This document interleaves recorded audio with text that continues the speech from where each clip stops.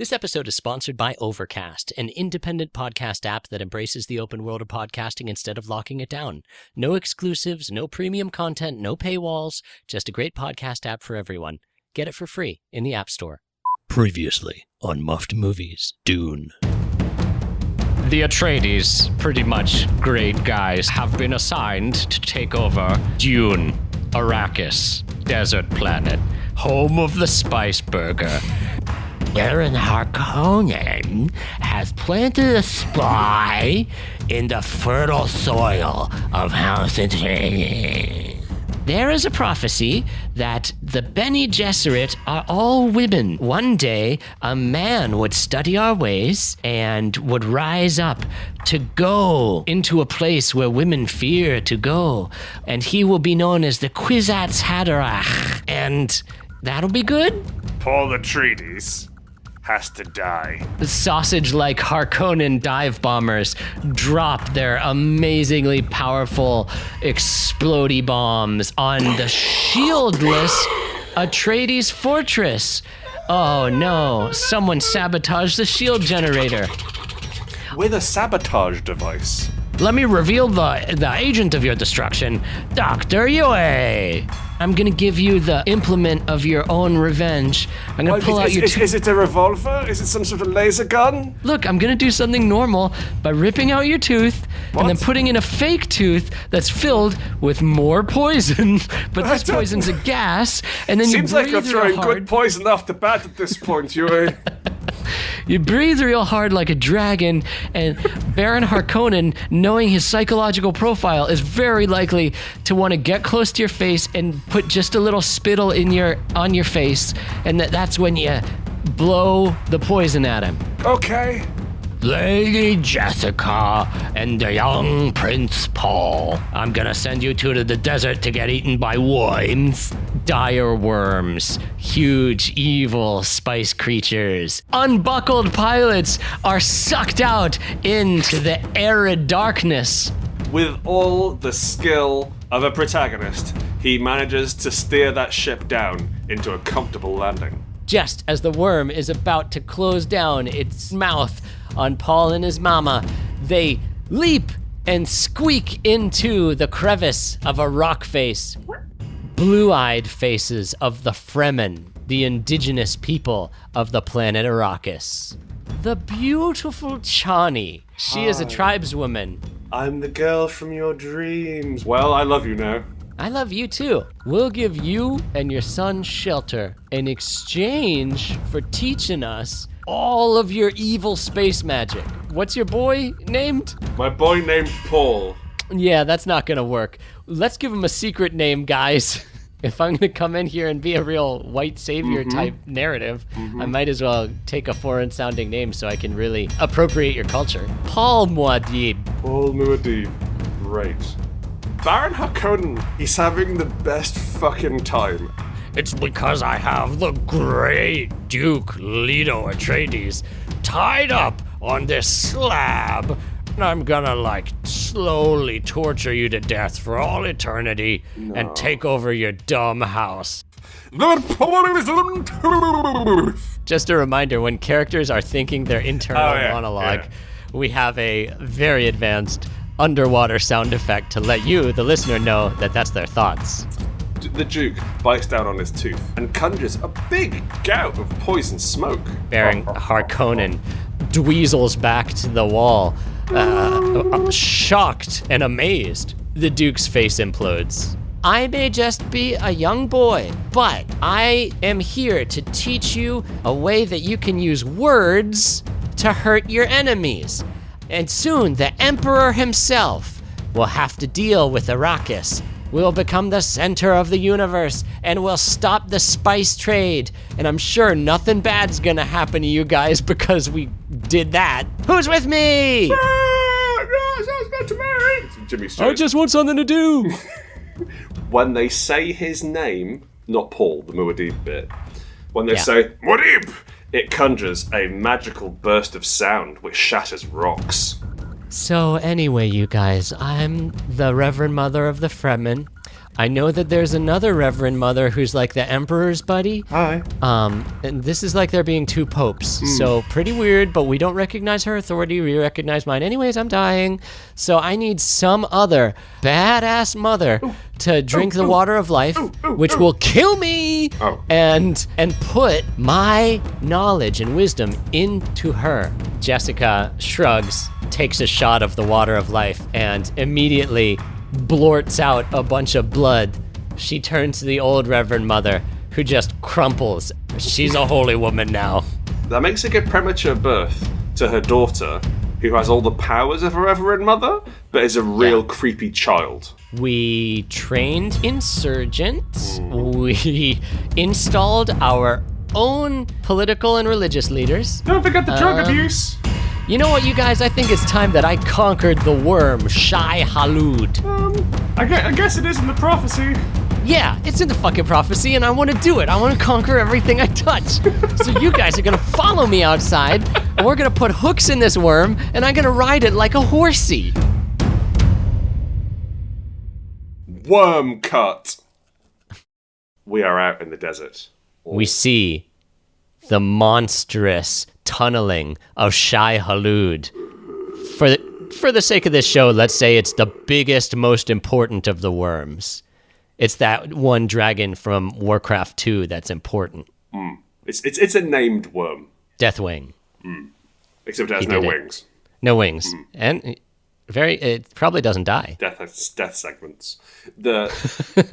Paul breaks out his DJ. He breaks out his DJ decks. He pushes the speakers down into the sand and lays down a fat Bass Nectar X Glitch Mob mix. Oh, God, thank you, yes. Rocketing.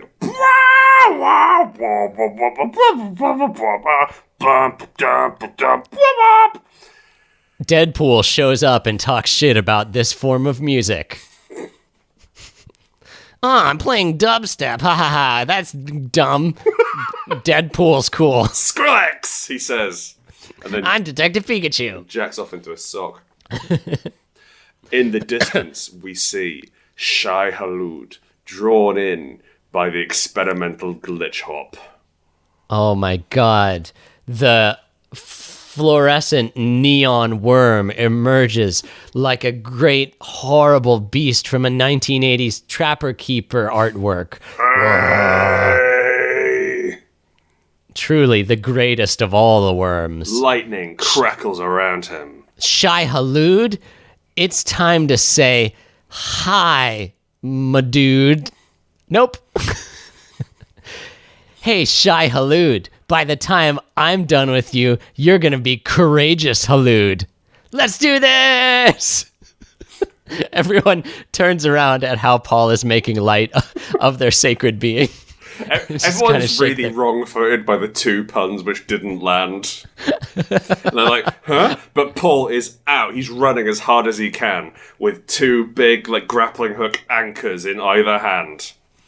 He jumps on a springboard, ricochets off a tree, bounces, kicks off a nearby dune, and lands atop the big old worm. Yeah, he's in the cockpit of the worm. Shut up, worm! Sorry, you started doing the Luke Skywalker voice from now. I feel like, shut up, worm! I sort of need to sort of bring him back down. Hey, okay, here we are. Okay, I'm gonna put one hook in you, the other hook in you, and he pulls on the chains. And Buddy, looks like this worm's a train now.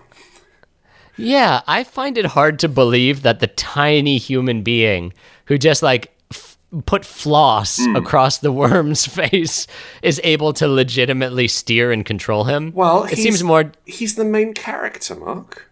Yeah, I know. He's got special chains. Oh, yes, they are.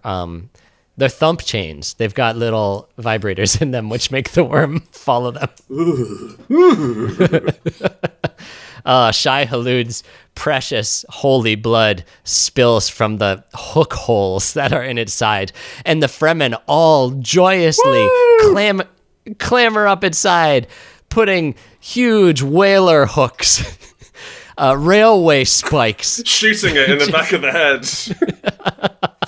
wrecking it on the way up, starting fires in its midsection. Just like throwing huge, oversized caltrops in front of its back. Building small walls for it to pass through. Pushing trucks into its mouth. Going on horseback and lancing it in the side like a medieval knight. Feeding it bear poison.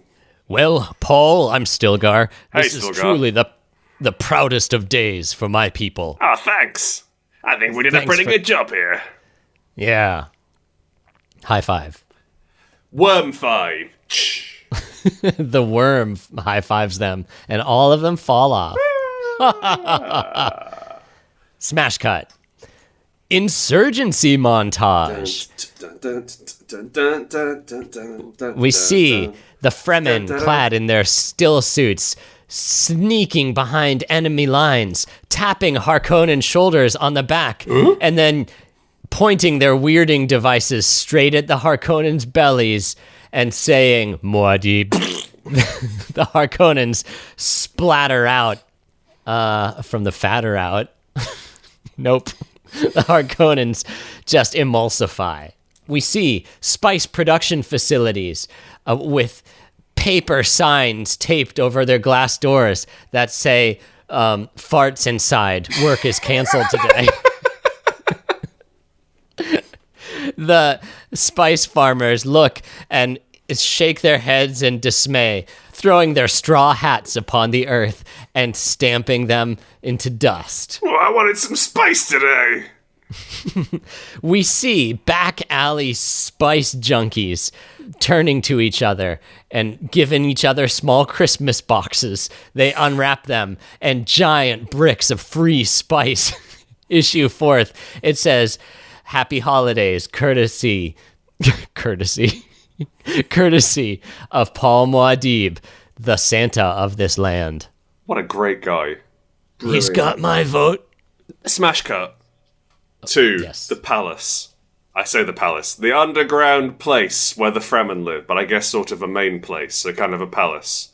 Mother, it's me, Alia. I've become real weird. Weird. Hi, my daughter, Alia. It's me, Lady Jessica, now Reverend Mother Jessica. What can I do for you, daughter? Mother, do you need both your eyes? Yeah. And the teeth? Yes. Very well, I shall source my eyes and teeth elsewhere with my witchery powers. Good day. And she hovers off without moving. Oh, Lady Jessica shudders and puts on a shawl to warm herself. Meanwhile, in the middle of an insurgency, in the middle of the brawls roiling beneath the dusty cervix, beneath the dusty surface of planet Arrakis. Pow, pow, pow, pow, pow, pow, pow. Paul rounds a corner with his wading device sutured onto one stump and finds, Gurney Halleck! Patrick Stewart himself has been fighting with the Resistance this whole time! How does Paul not know his troops well enough to know his old friend Gurney was alive and well and serving him still? Gurney Halleck? Why, the very same! Oh, embrace me, old man! Okay, but turn on your weird polygonal rectangle field first. I don't want to touch you. All right, social distancing and all that. Nice. Two rectangle beasts hug each other in manful companionship. This is nice. I like this. I could live here forever. Smash cut! To the Emperor's throne room. The Borg-like representative of the Spacing Guild once again stands in front of Emperor Padishar and holds up his 1940-style RKO microphone. Hello, it's me again. Do you remember at the start I told you had to go and kill Paul Atreides? Oh, jeez, how could I forget? You're always telling me what to do. I'm the Emperor of the Galaxy over here. I can't believe it disappointed me so thoroughly. Me, a sort of hovery mole rat. Listen, I'm going to ride you roughshod around this place like a pony and kill you knees first, unless you do something about Paul Atreides, or as they call him now, Muad'Dib. Ah, jeez, this guy messing with the spice production over here. All right, I tell you what, the Great Spacing Guild has my men at its command. Just tell me where to point the guns and we'll shoot. We'll take out Paul Muad'Dib or whatever. Listen. Mall of America, and we'll restore the spice production. Okay. You great and hideous worm. Let's all go to Arrakis and fight personally. Ourselves, along with your legions of troops. This seems like a good strategy. As long as Paul doesn't drink the water of life, we'll be fine. Okay? He's gonna get there before that happens. Okay, you got it. Would you care for an hors d'oeuvre? Oh, I'd love an hors d'oeuvre. Mush it up against my glass. It counts as eating. Smash cut. To the desert. Paul awakens and sits up on his rock bed. He pushes the rock covers off and looks at his lady love, Sean Young. I realize now what I must do. I need to drink that water of life that the Lady Reverend Mothers drink, and then I'll be able to decode the matrix of the world. Are you sure about this, Paul? That seems like a really dangerous and foolhardy idea. I mean, I've gotten lucky on most of the dangerous and foolhardy things I've done so far. I guess you've never failed at anything. Yeah. Yeah. Okay. And, like, without training. So, yeah, cool. I mean, if this doesn't work, it's not my problem. Okay, cool. Cool. Waiter, hello. One water of life, please. Yeah, not a problem, sir. Let me bring it to you right away. Thank you. Terribly sorry, sir. Do you wish for lemon or olives with your water of life? Por que no las dos, my good man? Por que no las dos. I like you. You're a maverick. The waiter / bartender shakes up some fresh water of life and pours it into a lovely big martini glass and puts it out in the sand for Paul to drink. Paul lays down next to the glass. He lifts it high, salutes his lady love. Bottoms up, baby. And he snorks it all down in one manful sip. Suddenly he wonders, oh, is this going to kill my mom and sister? Oh, well, too late. Paul has the seizures of a religious man, speaks in tongues, and sees through the painted veil that is reality. Oh, man, he sees the entire Beatles Yellow Submarine cartoon movie played at super high speed, really paying attention to the most psychedelic of parts. He becomes a space baby, but the boss baby of space teaches him how to love his family, and he returns back into his consciousness. Paul? I mean, Muad'Dib? Are you okay, my love? He says, his nose, like everyone, all of the witch noses are bleeding heavily. He has caused a great disturbance in the Force by doing this. He's caused a great disturbance in the nose, primarily, by doing this. Paul sits bolt upright in the sand. Woo. I can fold time. Yeah, but he can't fold the laundry, it seems.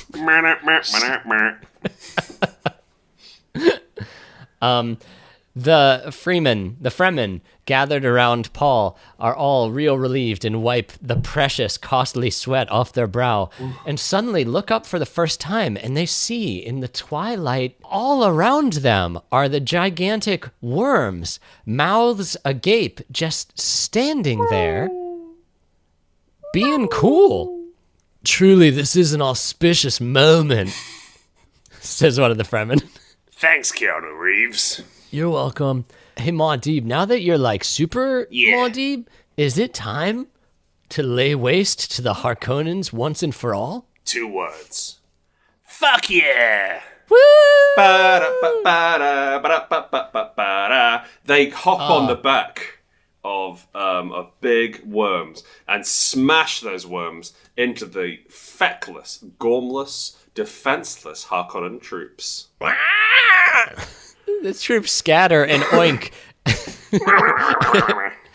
The worms spit their poisonous bile all over the Harkonnen troops, and they disintegrate, turning into green skeletons. Ah! The Fremen laugh and slap their worms on the backside. The worms rise up and come down, smashing Harkonnen buildings, orphanages, hospitals, creative writing camps, all destroyed by the worms. It seems like we're off to a great start. Yes, we've done really well. All that's left is to cut off the head of the beast. Not this beast we're riding. He's our friend. Yeah, not you, beast. Thanks. Smash cut to the Emperor's Gilded Palace ship. Real fancy ship. It's a palace, but it can also fly around the universe. Ooh. And it is parked right next to where the Harkonnen royal base is on Dune. We see the Emperor surrounded by his retinue of sycophants and weirdos. And dogs. And dogs. Baron Harkonnen, wearing his cool trench coat, is flailing around, trying to dodge the Emperor's rebukes. You've done such a terrible job at managing Arrakis. You've done a real shit job.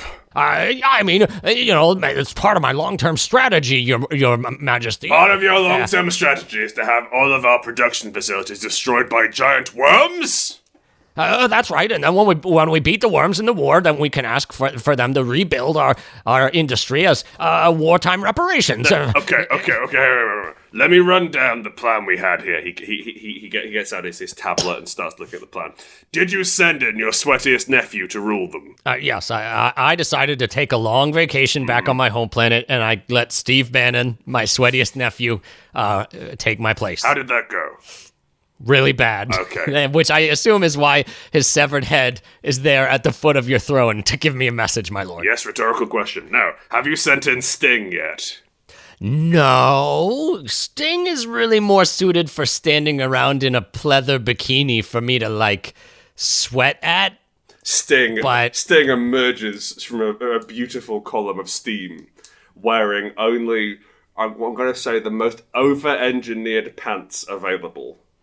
Yeah. I'm looking, having a sort of urchin body. Like, Mark, you like talking bad about people's bodies in films. How did you feel about Sting's body? I actually thought it was good. Wow, okay. Yeah, for once, I saw a body in a movie that I didn't disagree with. I thought it was chillingly spry. Maybe it's the comparison between him and all other, men in the scenes he's with, where they're either, quite portly fellows or, guys who are past middle age.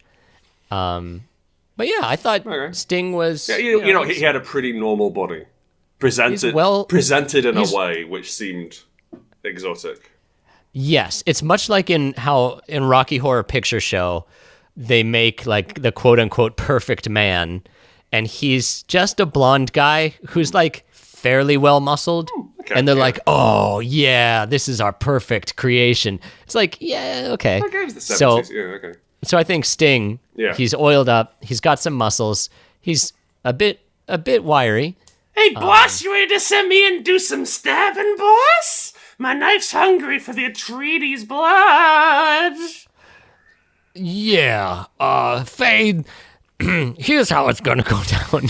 We know you're not good at, actual warfare. No. So, if Paul Muad'Dib beats us with tanks and shit, I want you to come in at the last minute when we're doing peace stuff and really stab him real good, okay? You got it, boss. I'm gonna go practice my stabs.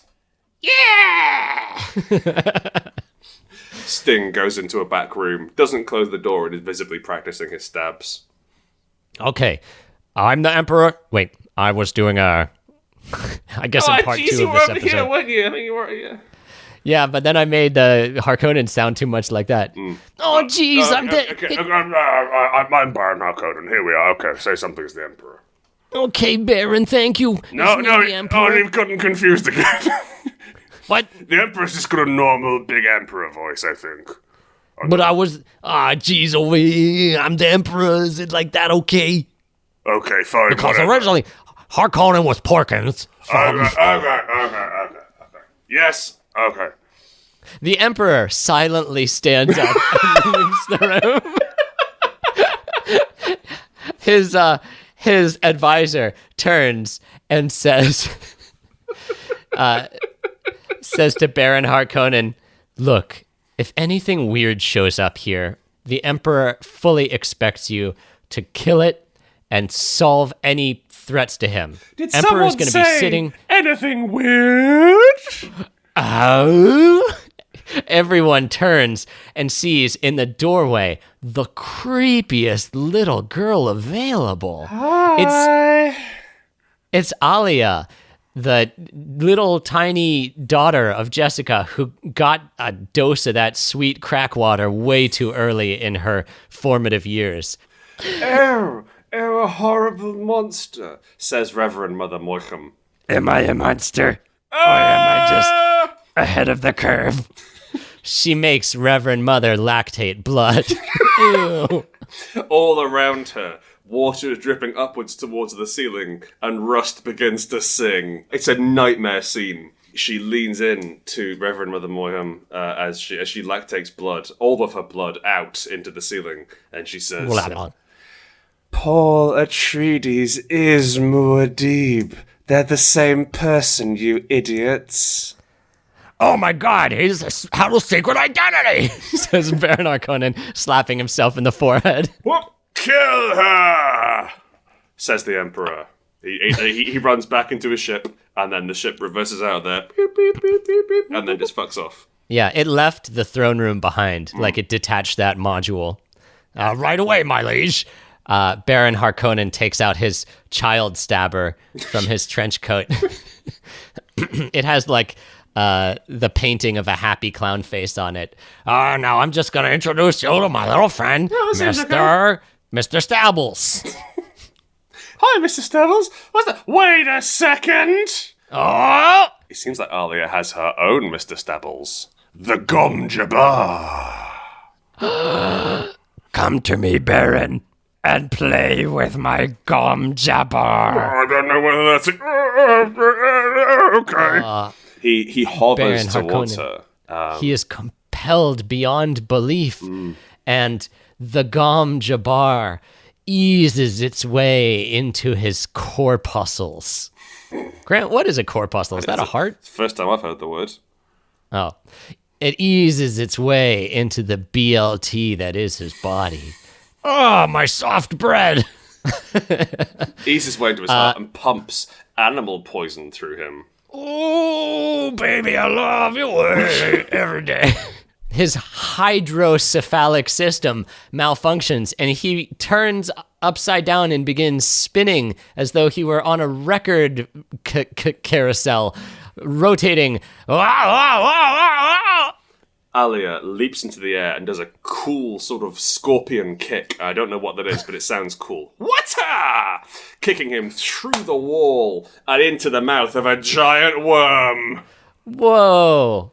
How many ways can this character die? How ironic. Also, if he's full of like Gom Jabbar poison, does that kill the worm? No, man. It just gives it a bit of an upset tummy, but it's fine. Oh, okay. I think you need a lot of... I'm going to feel this in the morning. You need a lot of Gom Jabbar to take out a worm. Yeah, that's true. So that's the end of our favorite character. Baron Harkonnen, the best character in the whole film. Smash cut. The exterior of the Palace Arrakis. We see the triumphant Fremen army and all their battle worms who have cool, big metal armor over them. They've painted sexy pin-up babes on the side of the worms. That's right. And like check marks, hash marks where they have shot down Nazis. We see all of them standing at attention, surrounding the palace, wherein cowers the Emperor, who accidentally did not get on his Emperor Palace ship to escape, but walked into the palace that was being besieged. Oh no, apparently I went through the wrong door. Oops, I'm still planet side. Oh no. Into the throne room, we see the Emperor and his retinue backed into a wall by dogs. Paul Muad'Dib and his freedom fighters. All right, Emperor, your reign of terror and spice production is over. Now is the time of Muad'Dib and his Fremen. Well, I've got one more trick up my sleeve, says the Emperor. What about, and he gestures over to his right, an 80s pop rock icon, Fade! Oh, Introducing Fade! David Bowie. David Bowie, who stepped out onto the stage in full labyrinth gear, turns sheepishly and walks out the exit. Stage like this. Ruined my evening, I'm flying back off to Jupiter. Spiders from Mars all angrily roll their eyes and get back in their craft. Pew! Introducing Sting! Ba-da-da-da-da-da-da-da-da. You can call me Fade, Paul. It's time for real stabs.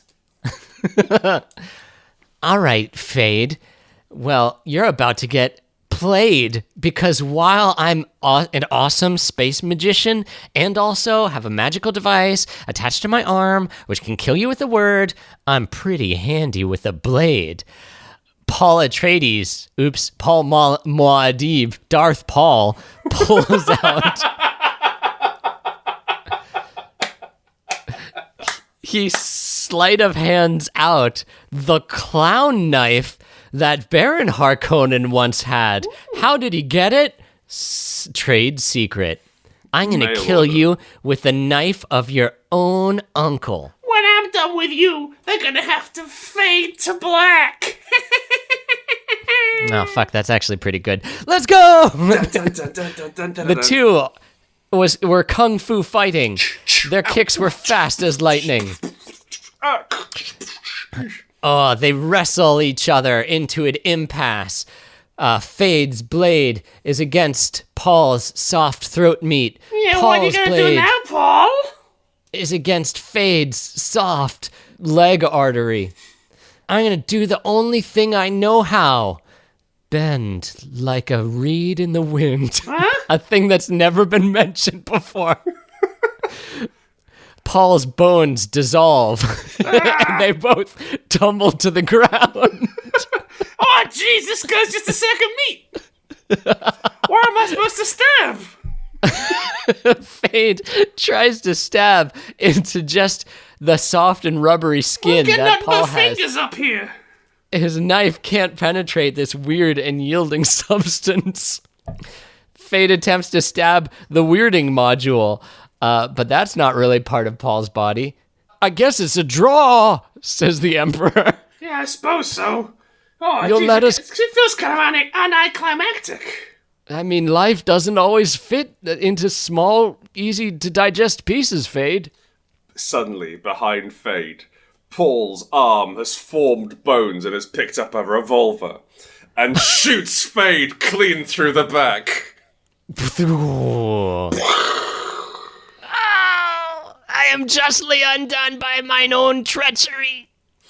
Paul starts to reform around that bony arm, becoming the full Carl McLachlan that we all know and love. He throws his hands to the heavens and yells, Dune!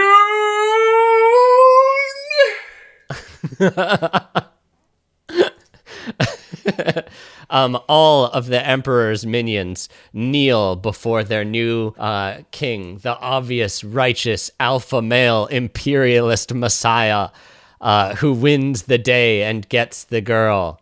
But then Alia walks in. Hi. Hi! Is it too late for me to do a little bit? No, it's fine. Sorry, no, that's not my voice, is it? No, it's fine. Tell me, what were you gonna say? He says, conjuring lightning to make rain pour down upon the dry surface of Arrakis. Well, I just wanted to mention, Paul, my brother, is the Kwisatz Haderach. That's pretty much a supreme being. Ah. And also, blood is thicker than water. Alia rears back and splays her fingers, using her blood magic to exsanguinate everyone in the room.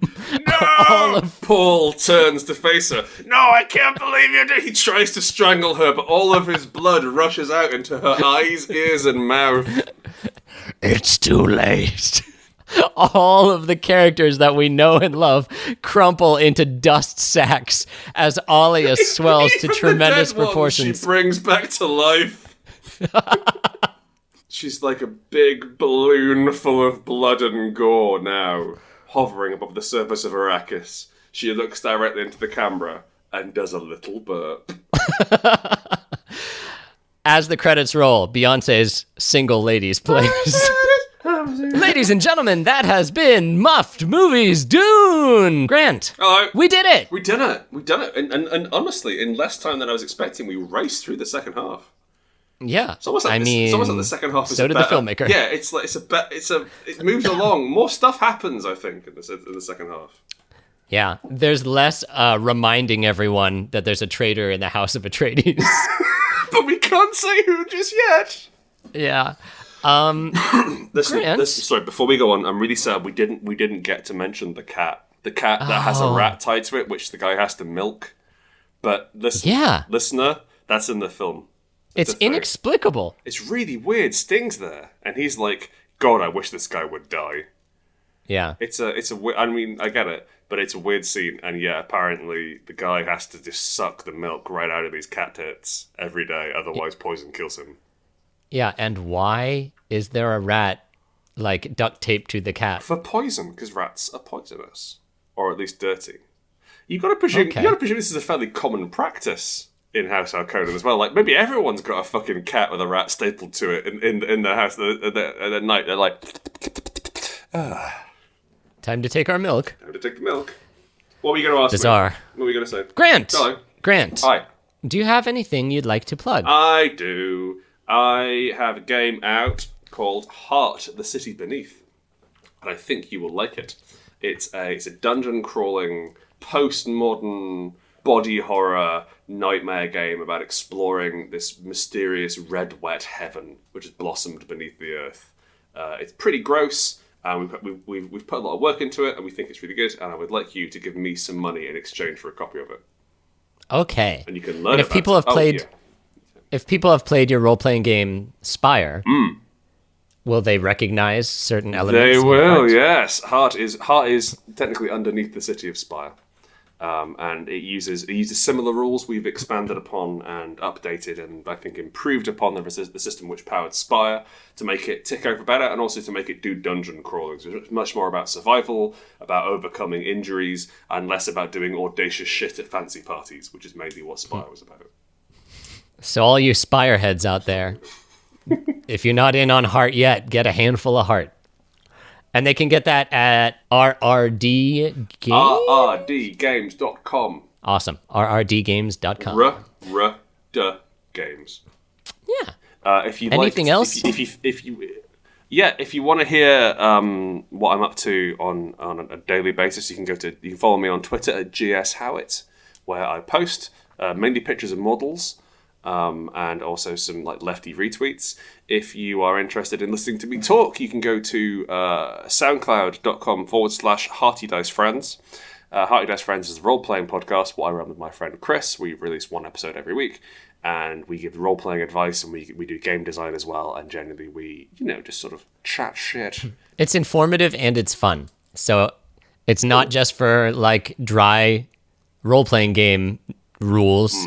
And it's not just for like chuckle fucks.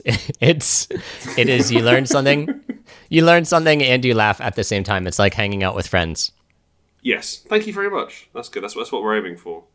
Of course. I think that's basically it. You can also go to patreon.com/GS Howitt if you're desperate to give me money for my one-page games, but you can get them for free online. So just do that instead. Awesome. And you? Well, I'm going to do my plugs in the style of Bane from The Dark Knight Rises. Oh, great. Yeah, so cause I feel I took that away from you earlier, and I'm really sorry. Yeah, I'll put the mask back on you. There you go. You really sprayed some cold water on my Bane boner, so I'm just going to just try to finish myself off here. Just roll onto your side and finish on a towel. Mark works very hard to produce for you this podcast. So please become his patron on patreon.com. Find Mark Soloff. Sign up and support his work. It is necessary. We will need it. And you'll get fun rewards. Do you accept this donation? I'm Batman, and I endorse this message. I don't want to break your soul, only your wallet. Yeah, and please rate and review this show and share it with your pals. Share it with your coolest, sexiest, wealthiest friends. Whoa. Yeah. Can someone have all three? Probably not, but if you do, just sneak this onto their luxury iPod. Yeah. Grant, thank you so much for muffing with me. It is always a genuine pleasure. It is wonderful to muff. It is legitimately my favorite. Worms up. It comes out so rarely, and I'm so happy to have a chance to be part of it. It's very exciting. Of course. Of course.